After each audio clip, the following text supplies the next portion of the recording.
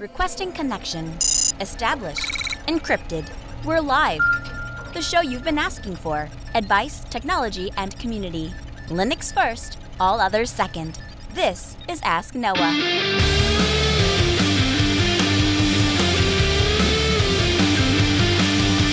Live from Altispeed Technologies, the Ask Noah Show starts right now. This is the show where we came to do all the things on Linux they said couldn't be done and take your questions on how to do the same. The phone lines are open this hour. To be a part of the program, it is a free call, 1-855-450-NOAH. It's 1-855-450-6624, or send an email to live@asknoahshow.com. My name is Noah Chalai. I am your host. Delighted to be here with you as another episode of the Ask Noah Show kicks off this hour. We also have our interactive Jitsi room as part of our Matrix Federation universe. It's all up. You can join us by going to geeklab.ninja. There you can participate in the chat. If you want to watch, you can do that. If you'd like to participate in the chat, you can do that. And then the interactive Jitsi room embedded right there into the chat. You're able to participate in the discussion that way. Our first email comes in from Ray. Ray writes in and says, "Hi, Noah. In episode 209, you were answering a listener email and recommended X2Go for remote desktop support. I wanted to recommend Apache Guacamole. You can read more at guacamole.apache.org. It's an open source remote support software, and there is no client requirement other than an HDMI MEL5 capable browser. The software can proxy multiple clients running RDP, VNC, and SSH. I've been running it for about 7 to 8 years and use it to work for access for my home servers. Enjoy your show. Thanks, Ray." So I really appreciate you sending that in, Ray. As it turns out, I was in the need of an alternative remote support solution. At Altispeed, we had been using SimpleHub for a long time, and indeed it continues to be one of the best self-hosted remote support solution things that are out there. But one of the things that it doesn't do very well is it has not worked very well on Mac lately, and we run into a lot of privilege escalation issues in the way that Apple implements security. And so what we've done is kind of been using the Chrome remote support that's built into the browser, and that seems to work fairly well on Macs. But we were looking for another solution, and the fact that this is open source and can be self-hosted immediately drives it to the top of my list. So thanks, Ray, for sending that in. I appreciate it. We'll have a link to the Guacamole project in the show notes, podcast.asknoahshow.com. Our second email comes in tonight from Kyle. Kyle writes in and says, "Hi, Noah. Minnesota is rolling out a COVID app. I'm wondering what your first impressions are in terms of privacy. I know you've talked about COVID apps before on your show, so I wanted to get your impression of Minnesota's approach." And then he links to covidwaremn.com and has a link to their privacy policy. And so just backing up a little bit, to a certain degree, a lot of the really essential things are actually not even in control at the state level. First of all, the way the system works is your phones generate unique Bluetooth keys. And everybody else's phone that is running this software also generates Bluetooth keys, and the keys are exchanged anonymously and are rotated every 20 minutes so that, the same single key can't be tracked by one person by somebody else. You can opt out of this entirely by going into your settings on either your Android phone or your iOS device and turning it off. And the health department, if you choose to participate, is only given the data if you choose to go into the app and say that you're infected, in which case then it alerts other users that have exchanged keys with you in the last 14 days so they know that they should be tested. What Google got right, what Apple got right, was limiting the ability for the government or anybody else to reach into the phone and actually extract data. There was a tremendous amount of pressure from governments around the world for Apple and Google to give them direct access to the customers. Just tell us where these people are and when they're going. We can figure all sorts of things out. And Google and Apple both said, no, that's not the way we're going to do it. We are going to set this up in such a way that you're going to have to go through us. And if you'd like to join us in our interactive Jitsi, I do have you guys up, so you guys can just join in and jump in. We won't bother with the chat room. But the health department is only given that data if you wish to participate.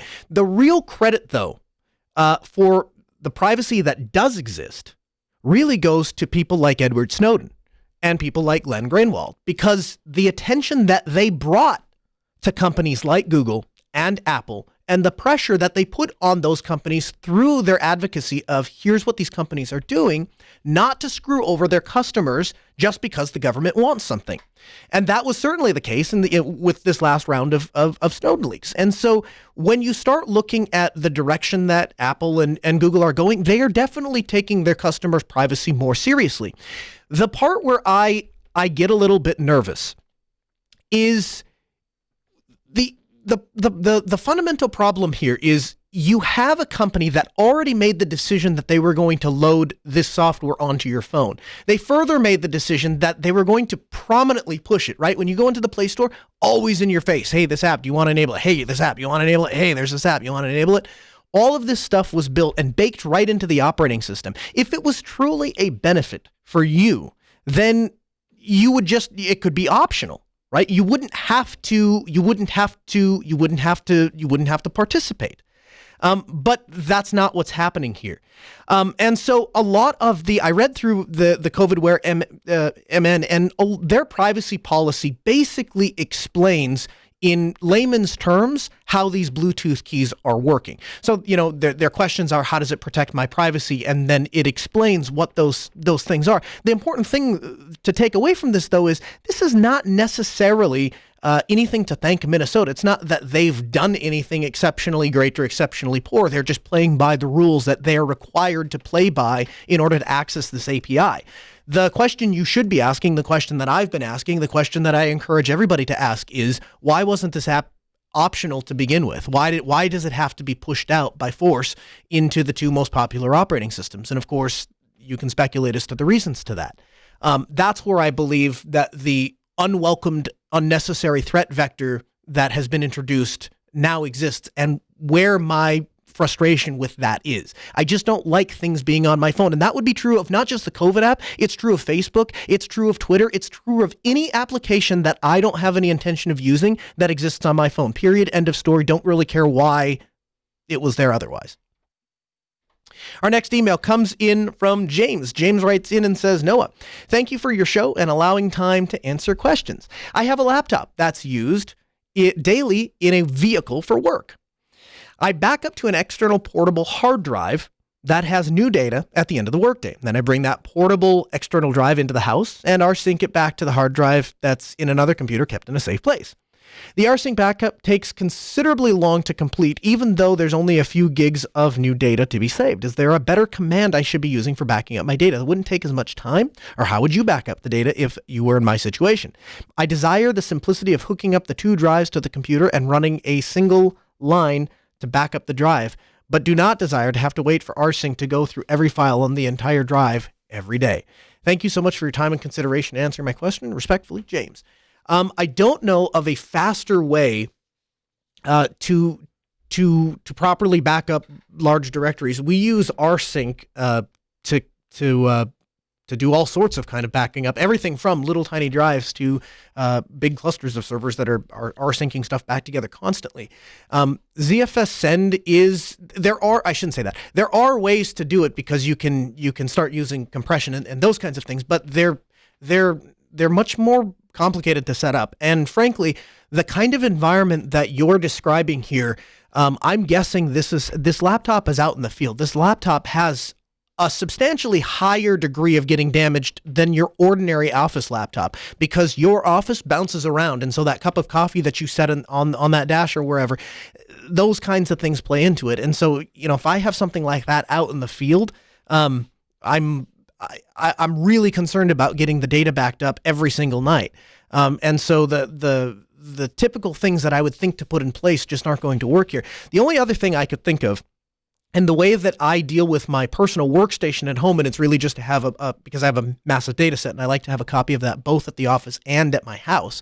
I have two file servers that are there, but for your purposes, you could say your work laptop out in your car and the place that you eventually want the data to wind up in your house.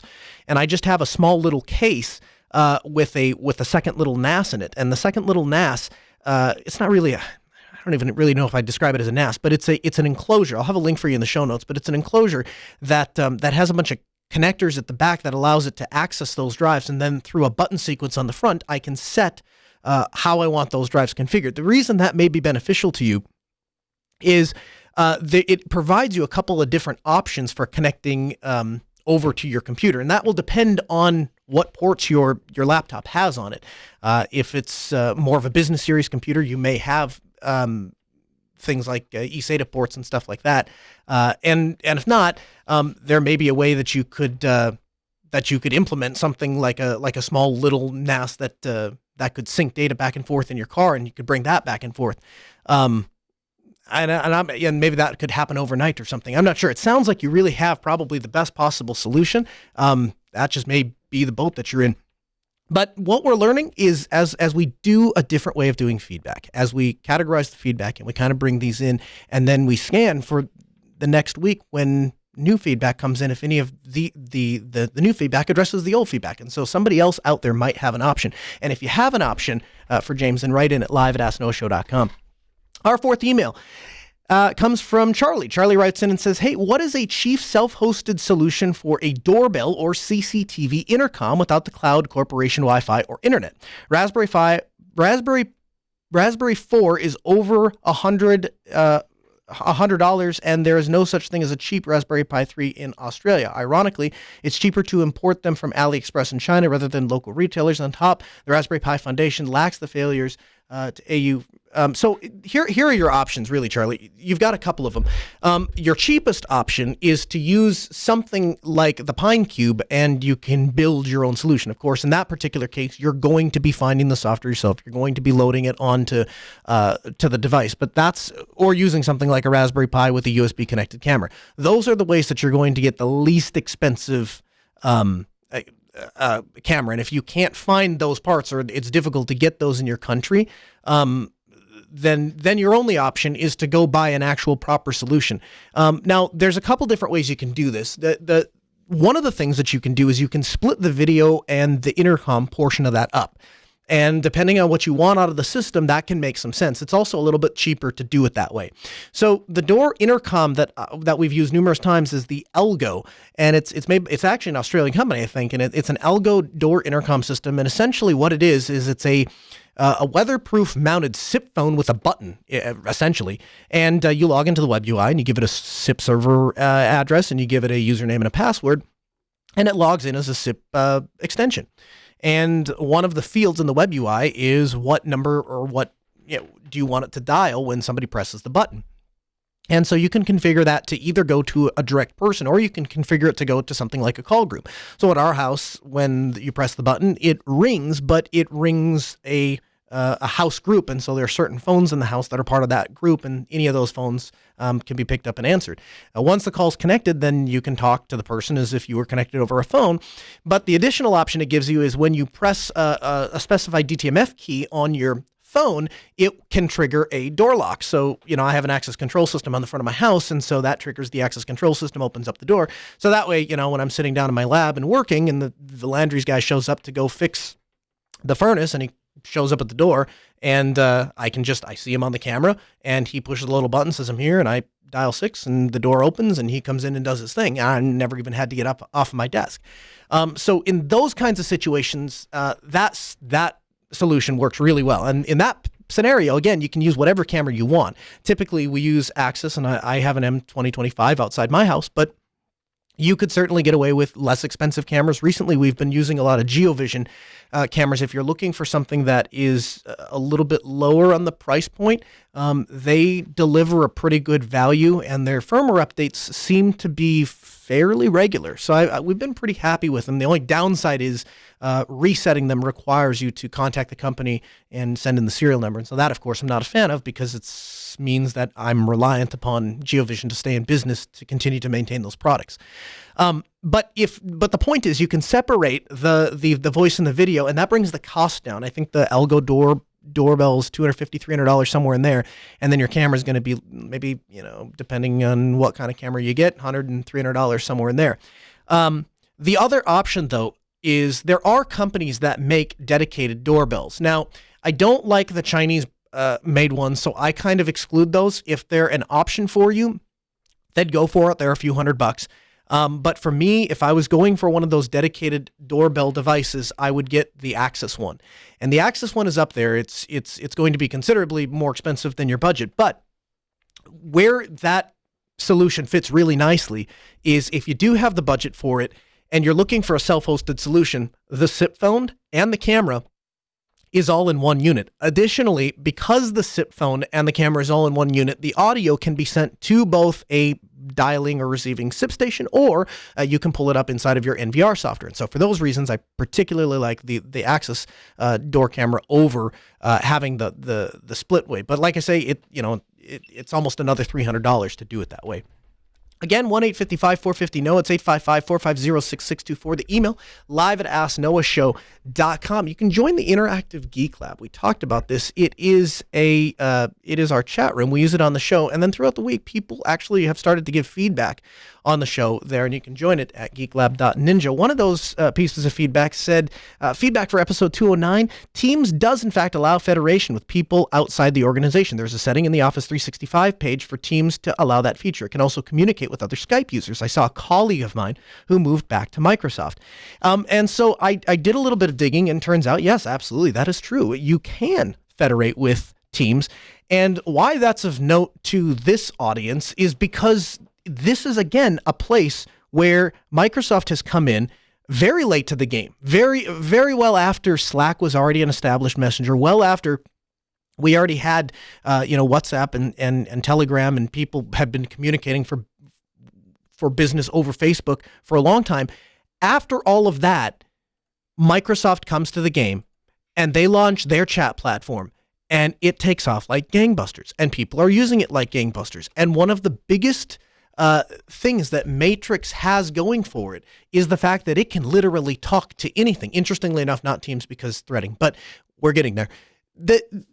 That's one of the strongest points is the ability to federate and the ability not to be stuck there. And so now any user that signs up for Microsoft Office 365, that person can work in another facility. And I've watched 2 or 3 times when that functionality didn't exist. I've watched that break organizations and watched them move off of Teams because of it.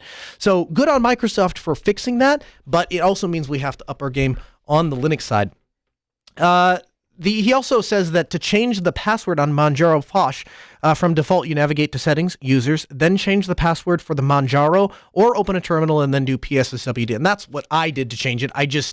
That doesn't seem like that's, now I'm hacking Linux, and I'm not testing the phone distribution, right? But yeah, no, I appreciate that tip. And so we have it in there. If you have thoughts, feedbacks on the show, we invite you to send them in live at asknoahshow.com. In the news this week, we're going to start with our main subject, and we'll work our way back. And Jitsi Room, feel free to jump in here as we move on through this. So main topic this week, obviously we're talking about CentOS and their decision to restructure the way that they are going to, the CentOS project is going to continue.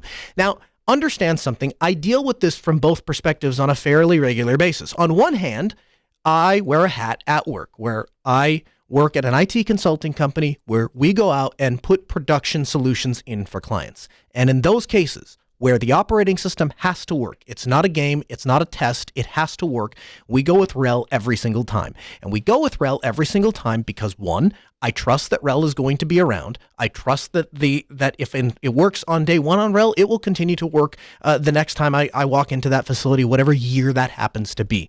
And also, when a client needs support for something, it's very simple to go onto redhat.com, and in 10 minutes or less, I can have an account set up for that client, and I can have support so that client has the ability to purchase the license they need and get the software up and running on their server. And we can do that in no time flat, and that's largely thanks to how dedicated Red Hat is to serving their customers well. At the same time, I am the guy who goes home every night and does things with my son, like give him a server with CentOS on it so that he can set up and install his Minecraft server.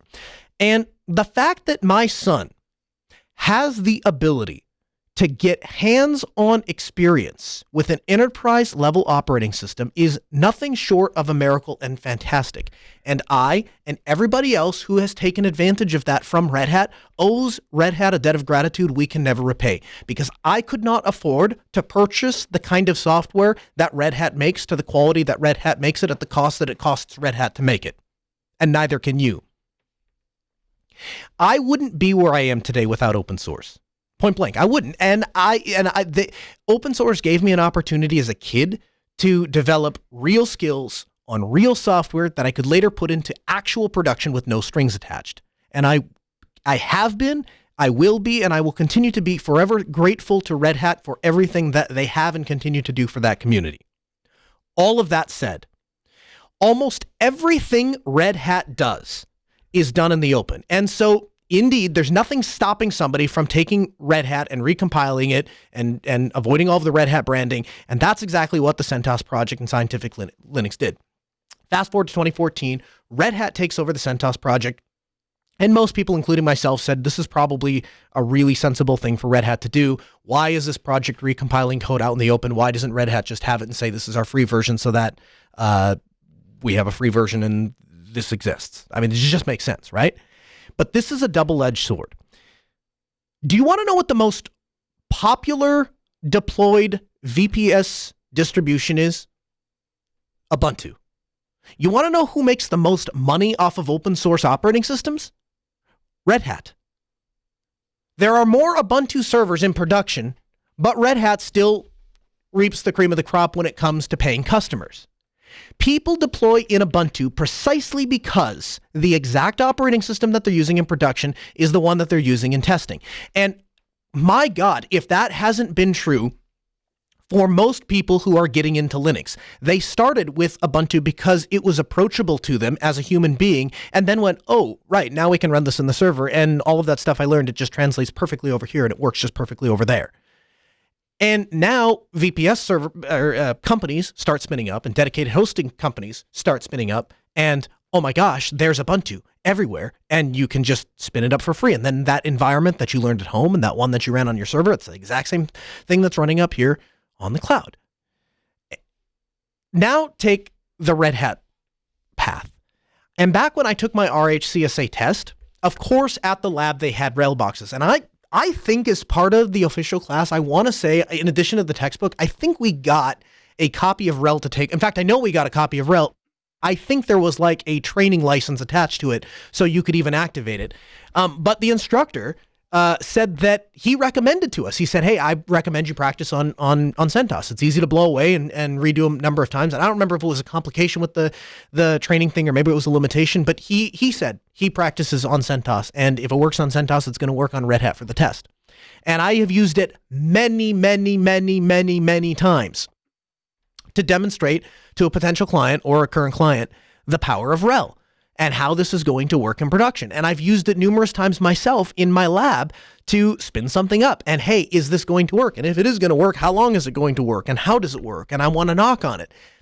And the ability and the value of being able to take that kind of data collection and that kind of learning experience, that costs money to pay somebody to do it or to do it myself. And to be able to pick that structure up and then set it over in production and then add some support around it is absolutely fantastic and is absolutely necessary. Now, somebody in the chat room says they disagree when they start with Ubuntu simply because they're frustrated with SE Linux and don't know how to deal with it. And what I would tell you, I would say to that is that that's a training issue. Yes, SE Linux can be a pain if you don't know what you're doing with it, but there are three things. First of all, turning it off is brain dead simple. Is simply go into the config file and in SE Linux and change it from enabled to disabled. Secondly, there's really no reason to ever disable SE Linux. You should just run it in permissive mode. It will flag all of the same things it would have flagged if it was in enforcing mode, but you can learn from it and learn how SE Linux works and why. So even if you have no interest in using it, you should still let it run in permissive mode, and then you could learn. But if you didn't want to, it's very easy to shut off. So I don't quite agree. I don't know that SE Linux alone tells me, hey, I think that just makes Red Hat or CentOS unapproachable for people, and they jump over to the Ubuntu space. But I absolutely think that the popularity and ease of onboarding of Ubuntu does, and Red Hat absolutely needs to be in that space. This decision moves them further away from that goal, and I don't know if that's intentional or if it's an acceptable byproduct to them. but they absolutely need to be in this space. That you absolutely, as a user, have to be able to run the same code base in production as you do in testing. That's what makes testing valuable, is that we test it before we put it into production. And if what I'm running as testing is different from what I'm going to actually use in production, then we have a problem. And so doing away with the traditional CentOS operating system and moving to CentOS Stream, which is what has been announced, that they are going to place CentOS ahead of the development cycle for Red Hat. And so CentOS Stream will be developed first. It is not a beta. It goes through the same QA process, but it will be ahead. The development stream will be ahead. It will be upstream of RHEL proper. And that's a good decision for RHEL. And it's beneficial for RHEL because all of the people who are testing on CentOS are now doing that they're skating to where RHEL is going to be. And so RHEL can figure out in real time what changes are coming down the pipe that are going to work versus not work, which is not unlike where we found ourselves a few years ago with Fedora. If you were a Red Hat administrator back then, you ran Fedora on your laptop. I did, primarily because it helped me understand where Red Hat was going to skate to. And you can still get there because even though CentOS Stream is no longer going to be the same code base as Red Hat proper, you still can get a free license from Red Hat, so you have the ability to do things like demonstrate stuff to a client and test things in a lab environment and those kinds of things. And I assume to a certain extent that Red Hat thinks that that's the same thing. Well, if you want to do those things, here's how we're going to provide you with a way to do that. But I think the perspective that's missing here is that's borrowed time. They have the right at any point in time to say, hey, are you going to buy it or are you going to get lost? And to a certain extent, that's fair because they paid to develop that software.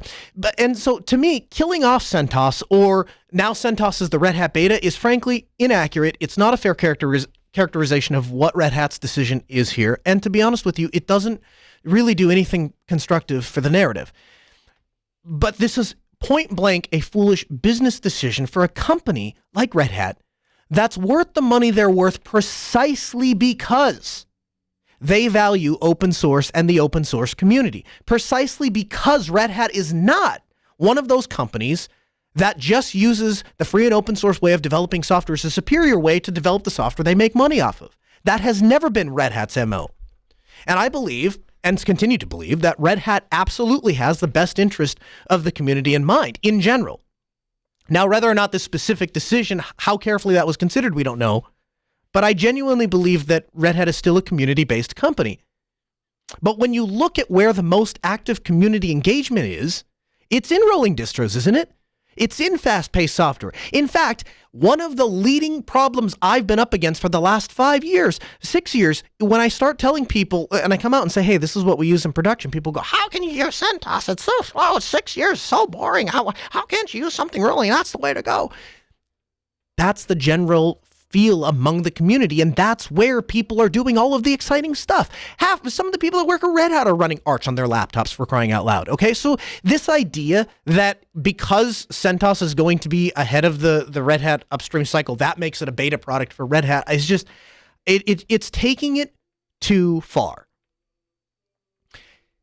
It makes sense for a product like CentOS Streams to exist because Red Hat should have an idea of what's coming down the pipe. Red Hat should also continue to exist in the space of having a binarily equivalent distro that people can use for free so they can get onto their platform and stay there.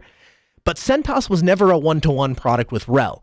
And my disappointment in our reaction as a community has been with, one, the spread of misinformation, but the two is this inaccurate comparison between RHEL and CentOS, as if CentOS is the same product as RHEL, it just didn't come with the price tag, and now Red Hat took that away.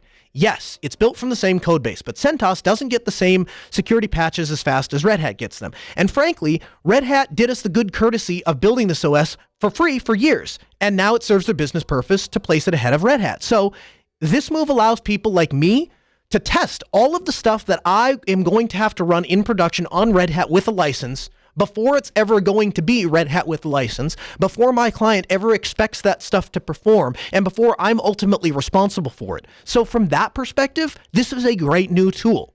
The problem is it comes at the cost of another really great tool that was equally important, in my opinion, in order to exist in the Red Hat ecosystem. Now, you still have Fedora, right? And Fedora still has full support from Red Hat. You know, they support the project. They financially support the project. They're actively moving towards a more, stable like production flow. They're using that kind of language in their marketing. They have a focus on polish and making sure things are tuned and working well. We've seen that from the Fedora project. So maybe this works out.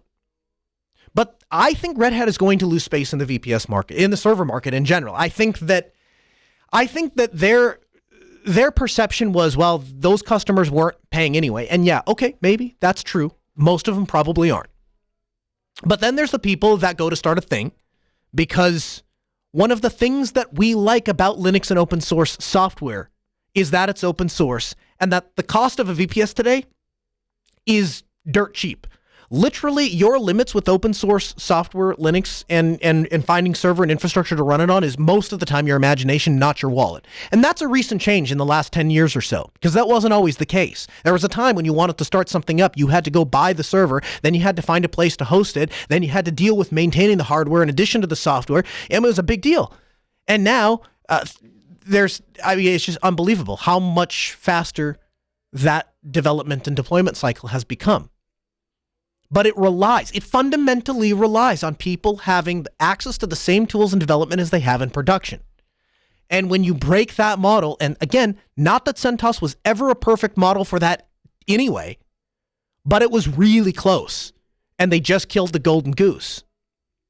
OVH, they're a Canadian VPS provider, and I use them for all of my testing project stuff because they have some of the cheapest VPSs out there.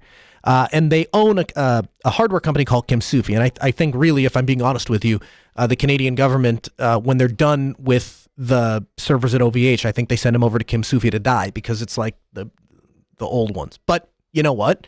They're cheap. And I can get a handful of VPSs and a dedicated server for less than $100. I wouldn't be able to run production servers. I should say I wouldn't run production servers on Kimsufi, but I'll absolutely test production servers on Kimsufi because it's cheaper. But now every VPS provider, in fact, every server provider is going to have to navigate through the licensing waters of offering Red Hat as a distro and then having to have the process in place for a user to register for a developer license to spin that instance up. Now, I haven't gone through to figure out which providers offer that and which providers don't. What I can tell you is not all of them do offer Red Hat, and I'm starting to understand why. Actually, we've always kind of understood why. The vast majority of us in the community counted on CentOS as the community representation of Red Hat. And so we could play in the exact same space the way that the Ubuntu guys do. And that tool is gone. Now, a lot of people are probably going to just go Ubuntu LTS. But if Red Hat believes that people are going to do this, over spinning up an Ubuntu box, they're going to navigate the process of signing up for an account and generating a license, and however long that license lasts before it has to be renewed or whenever that process changes. By the way, I guess that's something we'll have to track now in the IT community, is if that's the route we go and we spin these up with development license, if there is an expiration date or if that ever changes, we have to stay on top of that because again, we're on borrowed time. At least that's what it feels like. And if I go to do this and we run into any problems, then that comes back on Red Hat. And so to a certain extent, you can kind of understand how Red Hat probably feels like nobody really has a leg to stand on, because again, they gave this to us for free for years. They never owed us this. And now we just feel the full burden of being on borrowed time, I guess. And to be honest with you, really what this is going to come down to is it'll come down to the Red Hat's ability to minimize the differences between CentOS Stream and RHEL. And when I say minimize the differences, I don't mean actually minimize the code differences, but minimize the impact to the user. And depending on how well they do that, this may work. I mean, you may just get to a point where everybody just builds everything on CentOS Stream and it just happens to work. And then as they make tiny little minute changes and polish, then it gets the stamp of approval with the big Red Hat logo and it becomes RHEL. You just have to understand people's patience for that is you're coming into it with a limited amount of patience. If I hit any real snag in that process, I'm bailing from it altogether. And I'm going to go to my client, I'm going to say, listen, if you want to do this right, I would suggest doing it on Red Hat. But if you're not going to do that, if you're not willing to pay for the license, then I guess we're going to have to find another way. And I don't know what that means. I don't know if that means that we go with the Red Hat developer license. I don't know if we go with Fedora. I don't know if we go with the next community evolution of CentOS. Gregory Kutzner is one of the original CentOS founders, and he published on the CentOS as a commenter on the CentOS blog today that he's considering creating another rebuild of RHEL.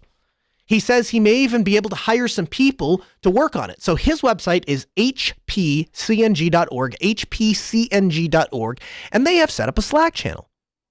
And the Slack channel is to discuss how this might look if the person who created CentOS in the first place just came back and said, let's go back to taking the code from Red Hat, recompiling it, and releasing it as a community operating system. And there is all the benefit in the world to both the community for that to happen and Red Hat. So I cannot ask strongly enough to please support Gregory's effort at hpcng.org, hpcng.org. We'll have a link for you in the show notes at podcast.asknoahshow.com. But I think this is an incredibly interesting decision from Red Hat. There's a lot of people that are quick to jump to a side and say, well, this is the best thing ever, this is the worst thing ever. I really don't think, unless you're living on CentOS day in, day out, and you have a mix with proper Red Hat supported environments, that you really understand why Red Hat is doing this and why it is in some ways beneficial to us as a community. You'd have to see how many times you wind up saying to yourself, I wish I could be testing where I knew RHEL was skating to rather than where we are currently or where we've been, which is oftentimes the way that you troubleshoot a CentOS box or a Red Hat box. They're in production for a very long time. They typically don't have a lot of changes. They're pretty much set up and run them like dedicated boxes for those things in smaller environments anyway. And so when you're leaving that and going out and saying, okay, you're coming out of that environment and saying, okay, now we have CentOS, which is the same code, but doesn't have any of the support, doesn't have any of the security updates, at the same schedule. You've already started with two different products, and that's a weird model for Red Hat to try to support. I'm going to take this code and then I'm going to release it for free over here, but still buy this thing over there. Is it the community enterprise operating system, or is the community enterprise operating system really Red Hat? And when you want the community enterprise operating system, you have to pay for it because it costs money to maintain that. So, what I would encourage people to do is let this play out a little bit before we get the pitchforks out. The other thing I would encourage people to do is lay off the entitlement. Yes, it's an open source project, and yes, there are a lot of good people that have put in a lot of really hard work to improve CentOS and ultimately Red Hat.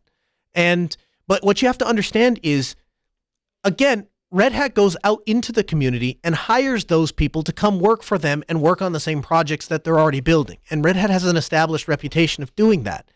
And so the thing that concerns those of us that have for a long time been very supportive of Red Hat is this follows, of course, the change, the buyout from IBM. And now all of a sudden, this is something that has a very clear business advantage and not so clear of a community advantage. And I really hope that as CentOS Stream sits as the development platform between Fedora and Red Hat, I really hope that they're able to build a bunch of value into that. And I hope that Matthew Miller and the team at Fedora will continue to push Fedora into that enterprise space, because there's absolutely a place for that community enterprise space. It absolutely exists. And I think that that we'll see where the decision goes, but it's scary. So here's the dates, the things you have to know. The updates for CentOS 8, which is the last distribution that is going to be released, is the non-stream edition, will continue through December 31st of 2021. December 31st. So we have a little over a year to get all of our stuff in order. Updates for CentOS 7 will continue through June of 20th of 2024. And the updates for CentOS 6 ended obviously on November 30th, as we said. So where you're at is they're cutting short the support cycle for regular CentOS 8. They do have a fairly straightforward upgrade path. We have a link for you in the show notes, but it's a RedHat article, and it shows you in just 2 or 3 steps how you can convert a CentOS 8 box to a CentOS Stream box, so you'll continue to get updates. And the idea here is to get packages out to the community so developers have the latest and greatest from a system admin's perspective. If anything makes it easier to get patches and faster, the better. And so that's what they're trying to do.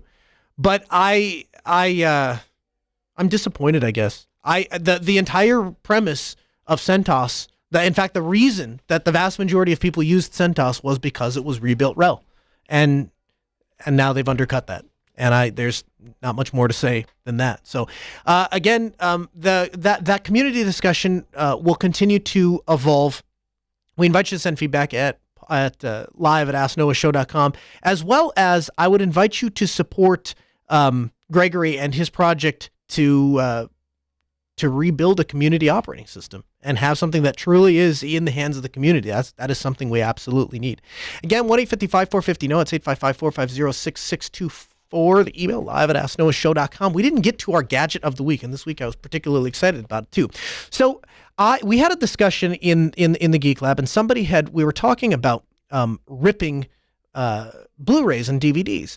And the discussion came because I'm transitioning off of desktops, and I'm going to transition onto laptops. And I was explaining that I have essentially, I had one laptop, I had my ThinkPad, and I was given one for the radio station that I work at, not a ThinkPad, but a HP ProBook.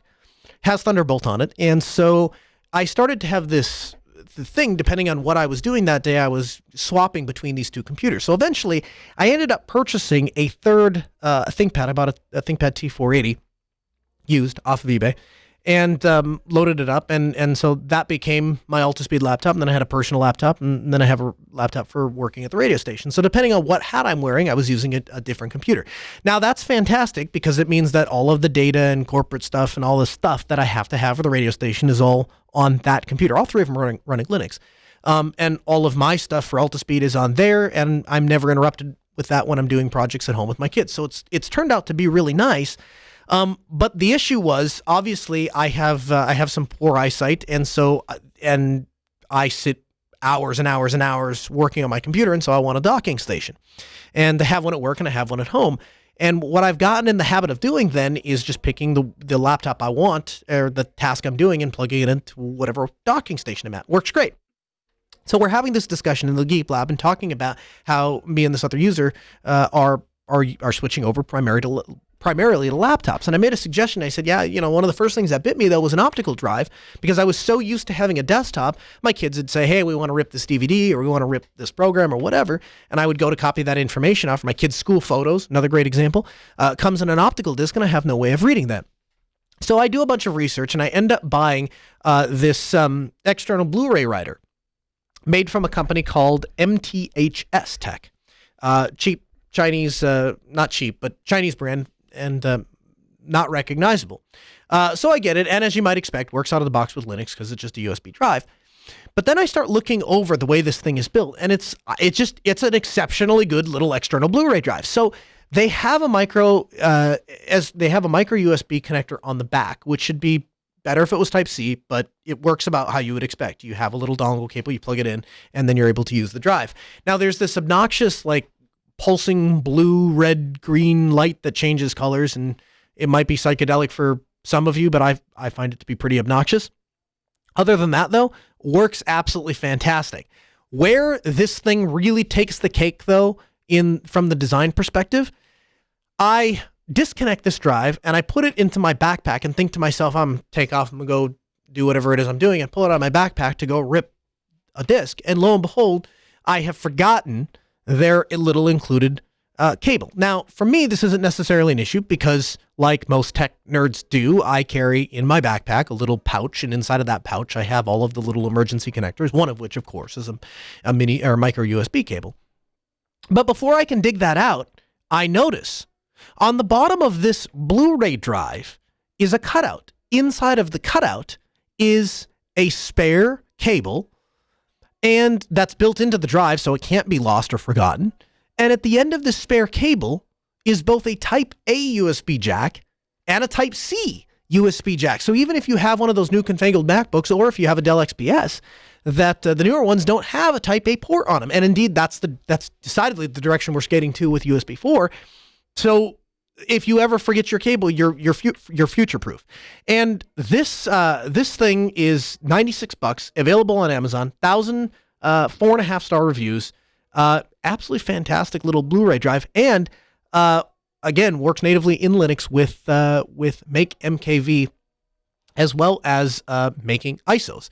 I did get another that led to another discussion in the Geek Lab about ripping DVDs, and we've seen this come in the feedback a couple of times. We'll probably do a more elaborate breakdown of it at some point, but people have asked, they've said, hey, I know you used to rip all of your media as ISOs. Do you still do that? And indeed, if it's a disc I've purchased, if it's media that it's a DVD that I've bought, and then yes, absolutely, I will back up that entire disc. But oftentimes what'll happen is if I have if it's something that I purchased secondhand or a secondhand store, and it wasn't about purchasing the disc with the special features and all of that stuff. I didn't care about any of that. I really just wanted the movie. In those events, I'm no longer I'm no longer ripping the entire ISO. I'm just ripping the feature film and throwing that on the NAS. And the reason for that was essentially the ISO was nice because it gave you a functional copy of what that optical disc was, what that DVD or what that Blu-ray disc had. And so all of the special features and even the menu structure and all of those kinds of things, some of them are pretty cool and have some interactive properties to it. And my kids really enjoyed it.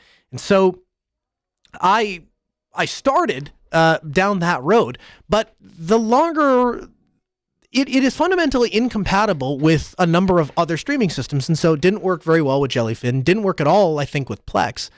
And so because that's problematic, and because MKVs are so unproblematic, the other thing is they really are what, if you think about it, if we were starting over from scratch and a Hollywood studio produced a movie and they were going to distribute it to the masses, if we could just sit down and decide how we wanted that movie delivered, would we not want it in an open source, open standards container and published, and then just the movie file? Rather than what all of the other people around thought they could add. Again, certainly there's a time and a place for that, and I'm still keeping the ISOs for those purposes, but I just store them in a separate place. And so I have disk images, which has all of the original ISOs that I, of course, ripped, and then I just have a second folder that I have all of my MKVs in, and that's what all of the media library scrapes from. The other side of that is it also serves as a second copy of a lot of those data, a lot of that data too. There's been times where I've ripped a disk and the original ISO file is fine, but the converted MKV is not. And so the ability to go back in there and just get that MKV, or hey, I have the ISO and now I want that second subtitle track, or I do want to go back and see what those special features were. I have the opportunity to do that. Brandon in the chat room says CentOS 8 is being supported until 2024. CentOS Stream 9 appears to be supported for 5 years. It's going to have to follow all the RHEL ABI API commands. If something breaks in RHEL and is broken, and not just CentOS. So that's interesting information. That the thing that if I were to have changed any one thing about the way that this story broke, it would have been the way that it was presented. Because cutting the life cycle short of an operating system at the same time that you are cutting the cutting the lifestyle short of the operating system at the same time that you're making a big change was probably just too much for people. And we know that because people just like to complain. And that's not the right outro. Hey, I'm glad you guys were able to join us. We record the show live every Tuesday at 6 p.m. Central. All of the articles and references that we use to do the show, you can find them at podcast.asknoahshow.com. You can follow us live at Ask Noah Show on Twitter. That's the way to stay up to date. You can follow me personally at Colonel Linux. We're back next Tuesday, 6 p.m. Central. AskNoahShow.com. Have a good week.